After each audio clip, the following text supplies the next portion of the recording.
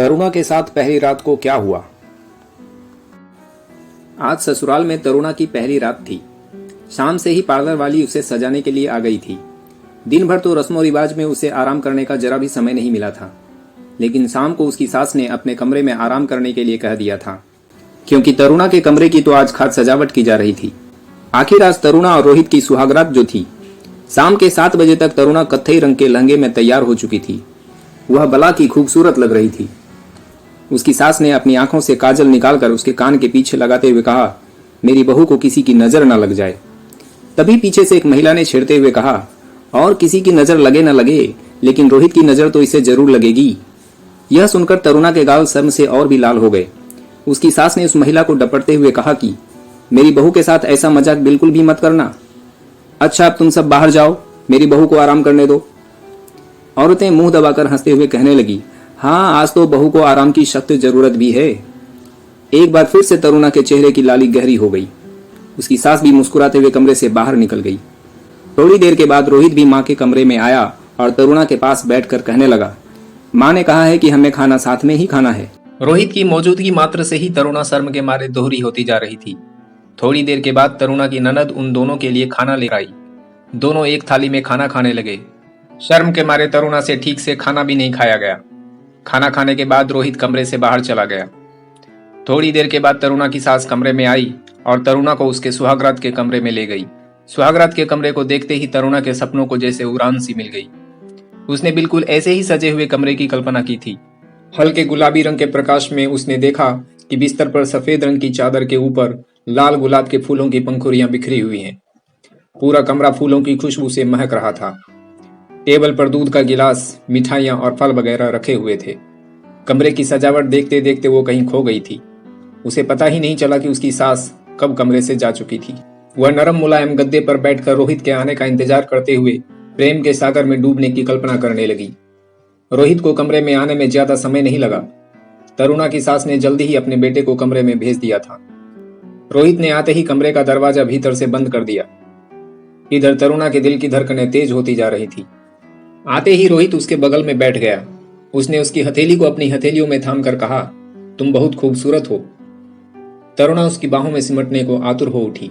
वो शर्म के मारे अपना चेहरा उसके चौड़े सीने में छिपा लेना चाहती थी। वो रोहित की मजबूत भुजाओं को अपने इर्द गिर्द महसूस करना चाहती थी। रोहित ने भी आगे बढ़कर प्यार से उसे अपनी भुजाओं में लपेट लिया। रोहित की गर्म सांसों से तरुणा का दिल पिघलने लगा था, लेकिन थोड़ी देर तक उसे बाहों में भरने के बाद रोहित ने धीरे से उसे खुद से दूर किया और कहने लगा, अच्छा, तुम थक गई होगी, तुम कपड़े बदल कर आराम कर लो। तरुणा को लगा जैसे वो आसमान से सीधा जमीन पर गिर रही हो। उसके अरमानों के महल टूटकर चकनाचूर हो चुके थे। उसके कुंवारे सपने उसे मुंह चिरा रहे थे। लेकिन फिर उसने सोचा कि हो सकता है आज रोहित को ज्यादा थकान हो गई हो, इसलिए वो जल्दी सोने की बात कर रहा है। अपने मन को किसी तरह समझाकर वो अपने कपड़े लेकर बाथरूम में चली गई। जब वो कपड़े बदलकर बाहर आई तो उसने देखा कि रोहित गहरी नींद में सो चुका था। सोते हुए वह बहुत प्यारा लग रहा था। तरुणा को मन किया कि वह उसके बालों को सहला दे, लेकिन फिर वह कुछ सोचकर रुक गई। अगले कुछ दिन बहुत व्यस्तता में बीते, क्योंकि 4 दिनों के बाद रोहित और तरुणा को देहरादून के लिए निकलना था। रोहित देहरादून में ही नौकरी करता था और उसकी छुट्टियां खत्म हो गई थी, इसलिए उन लोगों को जल्दी ही निकलना था। वैसे भी घर वाले मजाक में कह रहे थे कि वहां पर तो तरुणा और रोहित अकेले ही होंगे, तो यही उनका हनीमून भी हो जाएगा। इस बीच किसी भी रात तरुणा और रोहित में ज्यादा बात नहीं हो पाई थी, क्योंकि दोनों ही थके हुए रहते थे और तरुणा के कमरे में पहुंचने से पहले ही रोहित सो जाया करता था। जब 4 दिनों के बाद वे लोग देहरादून पहुंचे तो पहली रात को तरुणा सोच रही थी कि आज वो रोहित से ढेर सारी बातें करेगी। आखिर रोहित भी तो उसके करीब आने को उतावला होगा। लेकिन ऐसा कुछ भी नहीं हुआ। रोहित रोज की तरह सो जाया करता था। अब तरुणा को कुछ कुछ शक होने लगा था। दिन में तो रोहित का व्यवहार बहुत प्रेम पूर्ण रहता था, लेकिन रात में वो कभी उसके करीब आने की कोशिश नहीं करता था। देखते ही देखते 1 महीने बीत गए थे और रोहित ने अभी तक प्रेम की पहल नहीं की थी। इस बात से तरुणा बहुत परेशान रहने लगी थी। महीने भर के बाद अचानक ही एक दिन दरवाजे की घंटी बजी।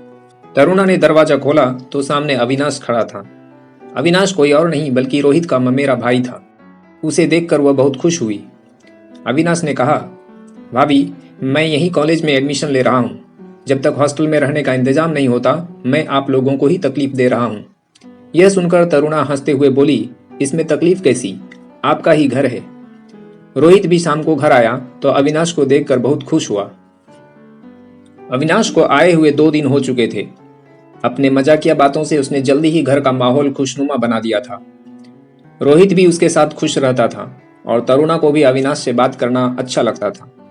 एक दिन तरुणा दोपहर का खाना बनाने के बाद रसोई की सफाई कर रही थी। अचानक ही उसे चक्कर से आने लगे। उसी समय अविनाश रसोई में पानी लेने के लिए आया था। अपनी भाभी का संतुलन बिगड़ते हुए देख उसने तुरंत तरुणा को संभाला और उसे बेडरूम की तरफ लेकर जाने लगा। जब पहली बार उसके देवर ने उसके अनछुए तन को छुआ तो वो सिहर उठी। उसके दिल की धड़कनें तेज हो गई। अपनी आंखें बंद करके वो उस लम्हे में पिघलने लगी। उसे लगा कि काश यह पल यहीं थम जाता और अविनाश की जगह उसका पति होता तो जिंदगी कितनी हसीन बन जाती। तभी अविनाश की आवाज से उसका ध्यान भंग हुआ। वह पूछ रहा था, भाभी आप ठीक तो हो? मैं डॉक्टर को फोन करूं क्या? तरुणा एक झटके से अपने ख्यालों से बाहर आई। अविनाश उसे बिस्तर पर बिठाकर दूर खड़ा हो चुका था। तरुणा ने अपने आप को संभालते हुए कहा, नहीं अविनाश, डॉक्टर की कोई जरूरत नहीं है, मैं ठीक हूं, बस जरा सी चक्कर आ गई थी। अविनाश कहने लगा, चक्कर तो आएंगे ही। भाभी आप अपने खाने पीने का ध्यान कहाँ रखती हो? मैं देख रहा हूं सुबह से आप काम में लगी हुई हो। आप यहीं रुको, मैं आपके लिए खाना लेकर आता हूं। उसके शब्दों में खुद के लिए इतनी परवाह महसूस करके तरुणा की आंखें नम हो गई। काश कि उसका पति भी उसके बारे में इतना सोचता, लेकिन उसे इतनी फुर्सत कहाँ थी।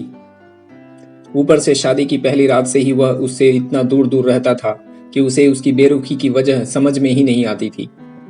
सुहाग रात में वह जिस तरह उससे मुंह मोड़ कर सो गया था, उसके बाद तो तरुणा के सारे कुमारे सपनों में आग ही लग गई थी।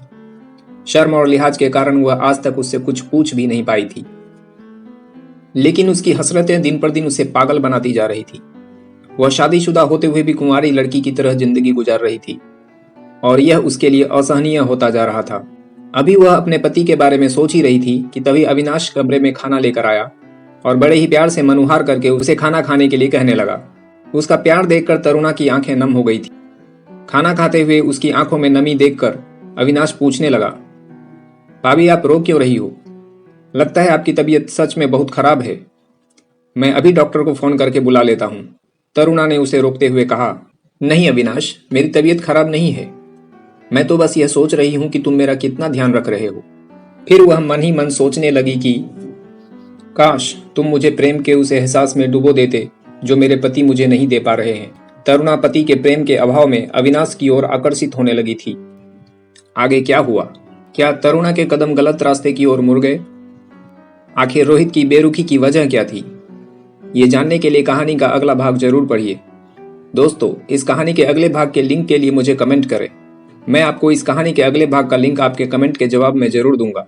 साथ ही रोज नई कहानियों के लिए मेरे इस चैनल सुविचार प्लस को सब्सक्राइब जरूर करें। धन्यवाद।